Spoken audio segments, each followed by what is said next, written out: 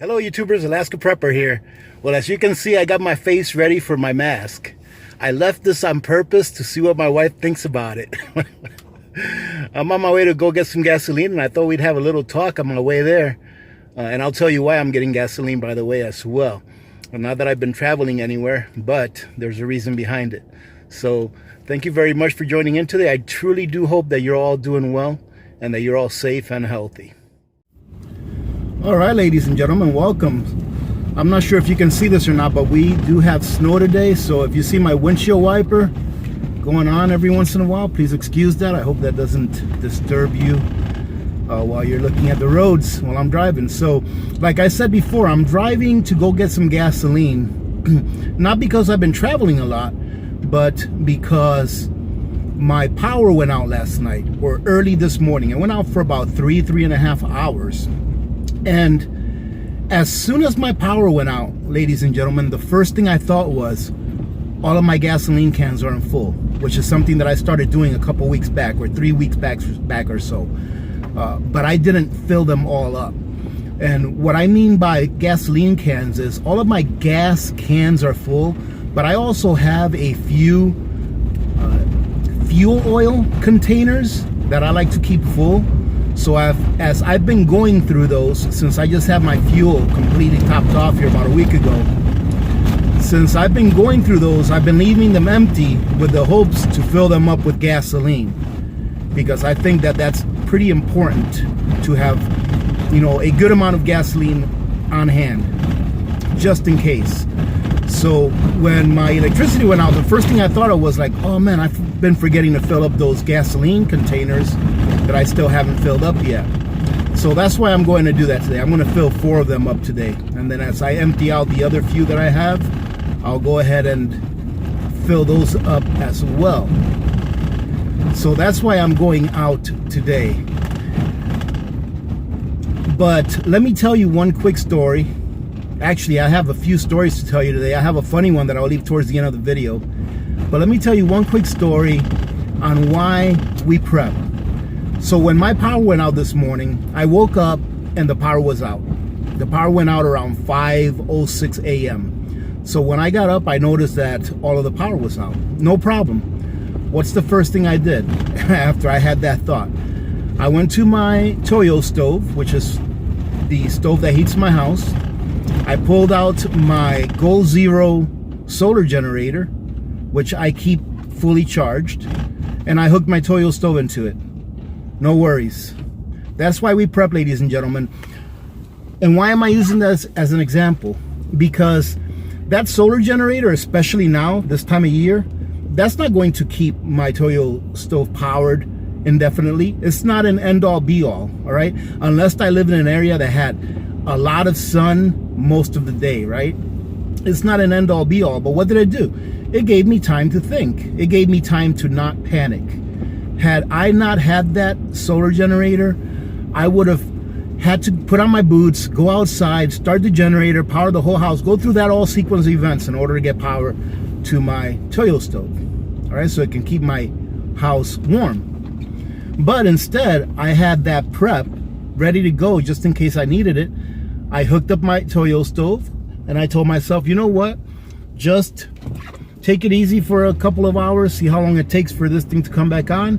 And my rule is, if the power has been off for 4 hours, I will go ahead and turn on my house generator to make sure that my refrigerator and freezers are going, okay? In this case, it only lasted about 3 hours. So it came back, everything was good. The fridge, the freezer, everything was still good, no problems. That's why we prep, ladies and gentlemen, so that we can have time to think logically instead of thinking out of emotions or acting out of emotions. Okay, so I just wanted to give you that little thing right there. But the main point of this video is this thing that's going on, ladies and gentlemen, and you all know what I'm talking about. In my opinion, it's not going to be over, and I've said it in other videos. It's not going to be over next month or this month like we're being told. I feel that this is going to go all the way through summer. So plan accordingly and prepare accordingly. As I've stated in previous videos as well, I'm trying to stay prepped up while I'm using my preps. meaning that I'm trying to keep my working pantry full. And if I need something that I know that I'm depleting from my long-term pantry or mid to long-term pantry, if I have to go out once a month to a supermarket or the commissary or where have you, I'm going to do it. I'm going to don on my mask. I'm going to don on my PPE, you know, my gloves, my goggles, whatever it is. And I'm going to go and replenish those items. Why? Because I feel that this thing that's going on is going to go all the way through summer. And then we're going to get a respite. And then it's going to take us again pretty hard. Now, that's just talking from me reading history, as I am not a medical professional of any kind. It's just reading history and seeing how these things go. But in addition to that, I've said before that we are going to go into a food shortage crisis due to the weather, due to the farmers not having enough hands to either harvest or plant the crops. And as you can see now, in the mainstream media, they're reporting that countries are starting to hoard food. I don't call self-preservation hoarding. They're keeping what they are growing, and as far as I'm concerned, that's not hoarding, but that's what's being told in the mainstream media. And the mainstream media is playing a big part in what's going on right now. I think to the mainstream media, this was a gift, because it's starting to bring their ratings back up, right? But how much can they squeeze us? How much can the actions that are being taken to protect you, how much of that can the American population take? And I'm going to tell you a story on how I see that happening, how I see that we are being manipulated to act in a certain way that will extend past, way past this thing that's going on, right? So when I first got Mrs. Pebbles, all right, my kitty cat, for those of you that may be new to the channel, my little kitty cat's name is Pebbles. She came to our home in late February. When I first got her, I knew she was just a little kitten, and obviously all animals that you bring into your home, they have to learn, right? Sorry about that. So every once in a while, when I would hold her, you know, I would pick her up. For the first few days, I didn't really hold her a lot. I didn't, you know, try to handle her too much. I wanted her to get used to the, you know, to our house. I would put my hand out or my finger out and I would let her sniff it, you know, so that she can get used to my smell. And then I may pat her on the head. I did that for like the first few days. I very, very rarely held her for the first few days. But then when I started holding her, she would use her defense mechanism. And what's that? Her claws. So the first few times that I just held her and she maybe used her claws when she got tired of me holding her and scratched me here or there, I just let her go. I put her down or I let her go. I didn't fight with her. I didn't get upset or anything like that. I just put her down and let her go. And then, you know, until she really got used to me where she would actually come to me. And then eventually she started coming to me. And, you know, laying down on my lap, or if I was on the computer, she would lay down on my chest or what have you, right? Then once she got pretty comfortable with me, that she started coming to me, I would hold her. And I'm a hugger, ladies and gentlemen. I like to hug and I like to give kisses. All right? But I would hold her, you know, and I would, you know, just do the baby voice, right? And I would give her a kiss on top of the head and stuff like that. And every once in a while, she did not want me to do that, right? I wasn't being mean in any way. I was being actually very affectionate with her. But every once in a while, she would be like, you know, I don't want to be with you. And she would use her nails. So then what I did was, and before I say this, ladies and gentlemen, I did this in the most caring way. I didn't do it in any mean way whatsoever, okay? And I did not hurt her, and I wouldn't do that. So what I did was every time that she used her claws against me after that time, I would grab both of her legs and I would hug her to my chest and I would give her a kiss on top of the head. And I would say, you don't do that. You don't take your claws out at me. All right. And ladies and gentlemen, I had to do that 3 times. What I just explained to you, I did 3 times. And to this day, I can pick her up and hold her as long as I want. And she will not use her claws on me. she'll give me that look like, man, not again. This crazy guy wants to hold me. All right, I guess I'll let you hold me. She'll give me that look, right? But not once after that has she taken out her claws on me. So how long is it going to be before the average person in America takes their claws out against the government? Because you do know that a government, and it's been stated before by government officials in the past, that they will not let a good crisis go to waste, right? I'm sure you've all heard that before. They will not let a good crisis go to waste. They are going to go ahead and do everything that they can for you, for your safety, for your well-being.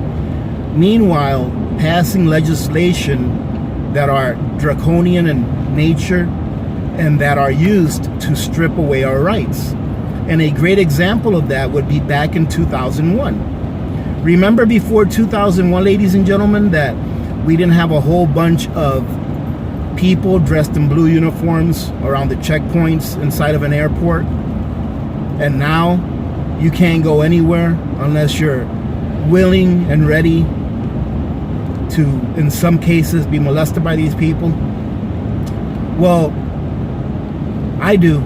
And that's one of the main reasons why I will not travel. I will not fly because of the TSA. Remember before 2001, before the Patriot Act was passed? The Patriot Act being one of the most unpatriotic laws that has ever been passed. And then they changed the name of it, and then they've been renewing it and renewing it. Where if you would read that, if you read that law, you would be like, this is not a law in America. There's no way this can be a law in America because it violates so many of our constitutionally protected rights. But it is a law in America. Whether it's legal or not, I'll let you decide after you read it. So how much can they squeeze? How much can they control us? And how much will they control us to see how far they can get before our claws come out? And right now, they're giving us a pat on the head, which they can't even do right. I'm not sure if many of you have heard or not, but most of those, or all of those small businesses that were promised a bailout by the government, which is impossible because the government can't bail anyone out. All they can do is give them what they've taken from us. Now they're not getting their loans because there's a lot of problems, I guess, with it. So the big banks and the large corporations, they've already gotten their money. But even the small businesses now have not gotten what they're supposed to be getting, right? And I read somewhere that it may take up to 20 weeks for some people to get that $1,200 that the government was going to assist them with. Whether you qualify for it or not, I'm not sure exactly what the qualification measures are. But I read that somewhere. So, like always, ladies and gentlemen, they are working the system to their advantage. And when I say they, I mean the people that don't have to worry about whether supermarkets have food in them or not. When I say they, I mean people that don't have to worry what the price of gasoline is. When I say they, I mean people that know what's going to happen in the market before we know what's going to happen in the market and use it to their advantage to make millions as the average American loses his or her livelihood or his or her retirement savings.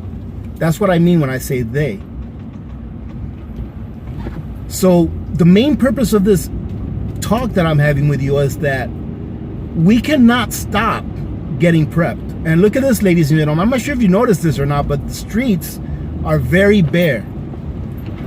It's Sunday morning, and usually there's more vehicles out on the streets than there are right now.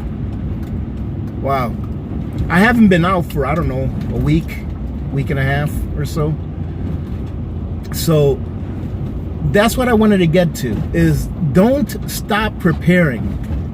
Don't use the order to stay indoors as a reason not to prep. I'm out getting gas right now. Actually, that's where I'm going right now, is to get gasoline at Costco. I'm coming over here to get gas right now. Why? Because I realized that I can use a few more cans of gas just in case. Just in case I will have them. And this is actually a good time to do it because gas is actually a little bit down now that the price of oil has gone down. So don't stop prepping. Continue to do what you know is right for you and your family. If it means having to be inconvenienced because you have to put on a mask, gloves, goggles, what have you, and then you have to desanitize when you get home and then go take a shower.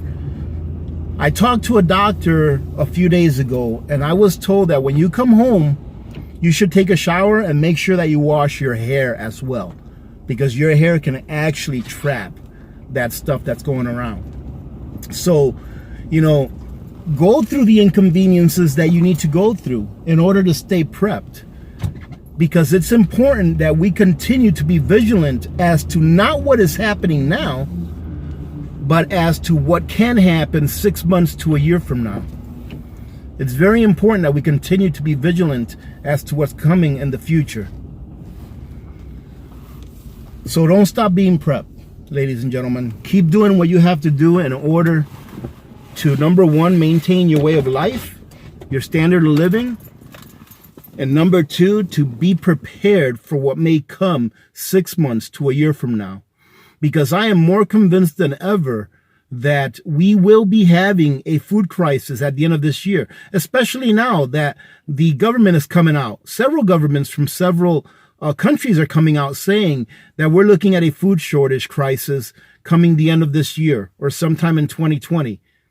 And I believe them because it's what the alternative media has been saying for the last, I don't know how many years.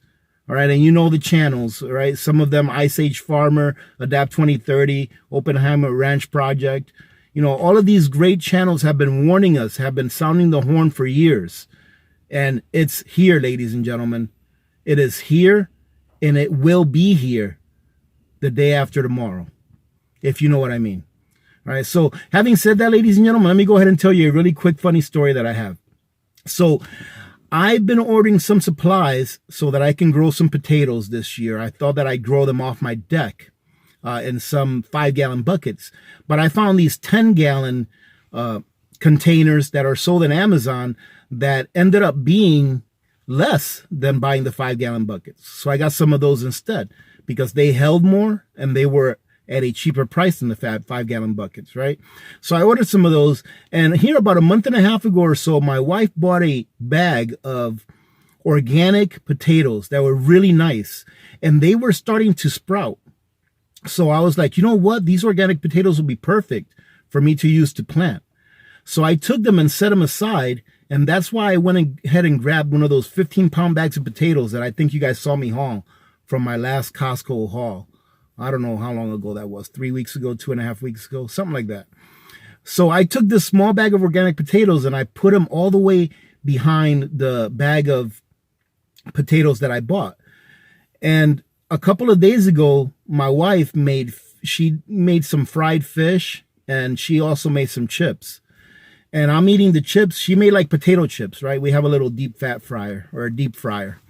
And she made potato chips. And I was like, wow, these came out really good. What potatoes did you use? And she said, oh, I used the potatoes in the small bag.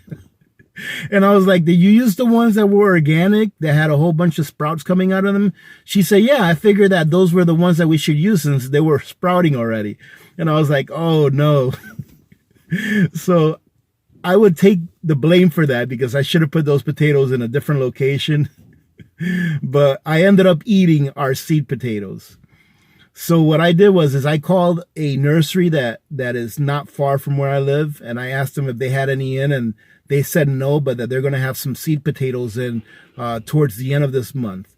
So I'm going to make sure that I go in there and I get a few bags of seed potatoes. I ordered a couple of bags off of Amazon, but I want to go ahead and actually get some in my hands when they come into that nursery just to make sure that I'm going to have some. Right. And if I have extra, that's fine. I can plant those as well. So, but that's about it, ladies and gentlemen. So again, don't stop prepping. Continue to do what you need to do in order to sustain yourselves and also to look out into the future, ladies and gentlemen. Another note that I wanted to make is right now I'm not doing live streams for the moment because now that a lot of people are staying home and working from home, the internet coverage in my area is really, really bad.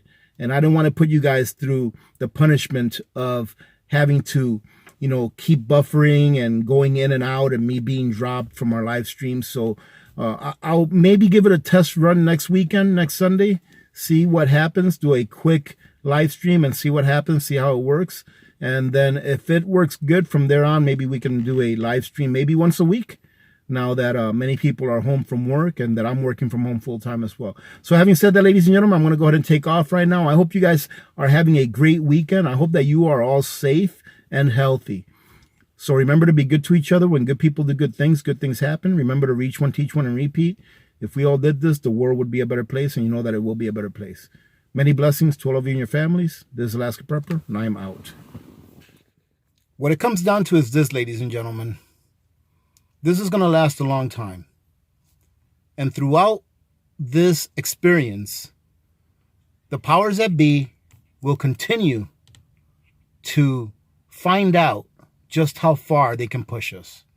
They're going to continue to press us and see how far they can get away with taking away our liberties, changing our behavior patterns. Like, for example, some stores are being told that they can only sell essential products. They're being kept from letting people buy seeds, believe it or not. I think that's in Vermont. But they're pushing it to the limit to see, or they will continue to push it. To what limit, I'm not sure. But they'll continue to push it to see what they can get away with. And in the end, ladies and gentlemen, I don't see anything good coming out of this. I hope I'm wrong. I hope that on the other side, things will be better than they have been. And that we go into a new paradigm where good prevails over bad.